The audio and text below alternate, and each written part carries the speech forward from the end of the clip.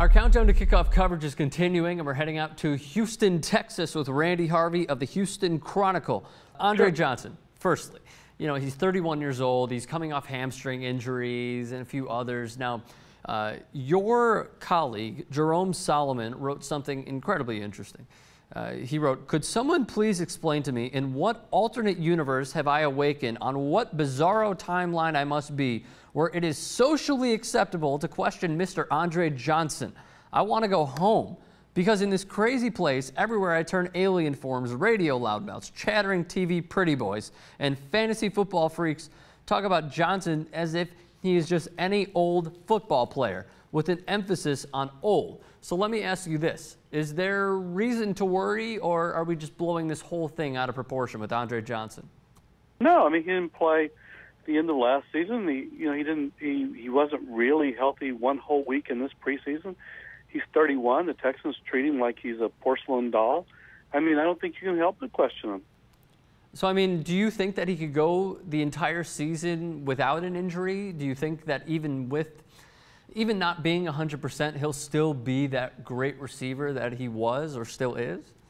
No, I don't know. I mean, I think you can certainly question it. I mean, I don't, who knows what's going to happen, but I just know that the way the Texans treat him is like they're really afraid to put him out there and get contact, because they don't know any more than you and I do or Jerome does how he's going to be this season, and they don't have another number one receiver. They've got some good, maybe a two. They got a couple of good 3s and 4s, but if Andre Johnson goes down, that's significant. Mm-hmm.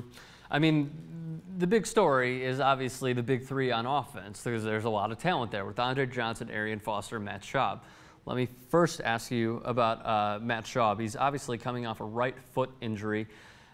Yates stepped in last year, the man out of North Carolina, and did his job in the playoffs. Granted, he is no Matt Schaub. So let me ask you this. Is Schaub at or near 100%? Yeah, Schaub looks great. I mean, there's no question about it. Schaub looks probably better than he's ever looked before.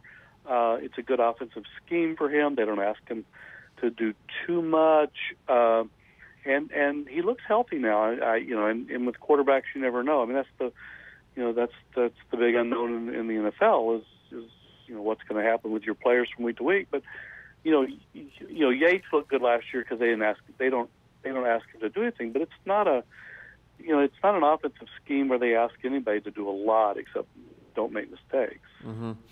What about Arian Foster? I read today that he left practice with some sore knees. What's the latest on him?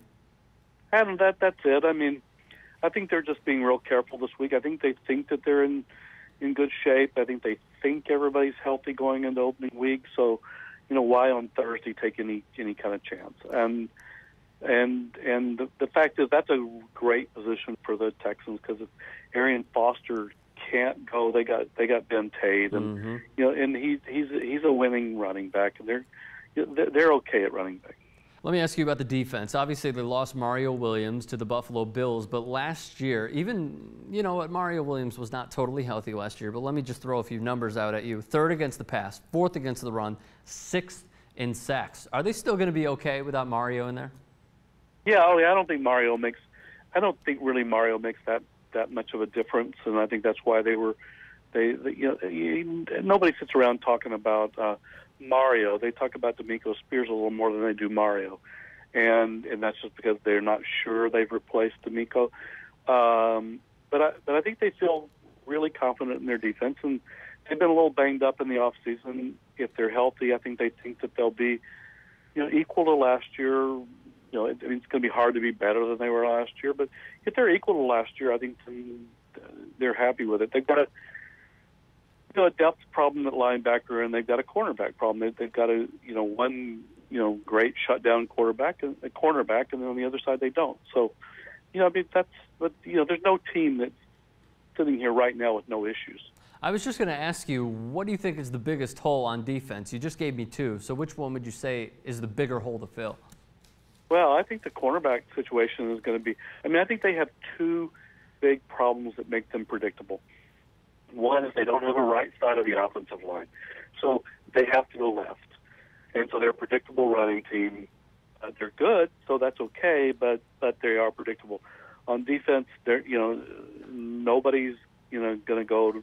They're all going to go at Kareem Jackson, and he's just going to have to step up. They don't have a guy behind him either who can come in and take his place. So they're a little, I think they're a little easy to figure out.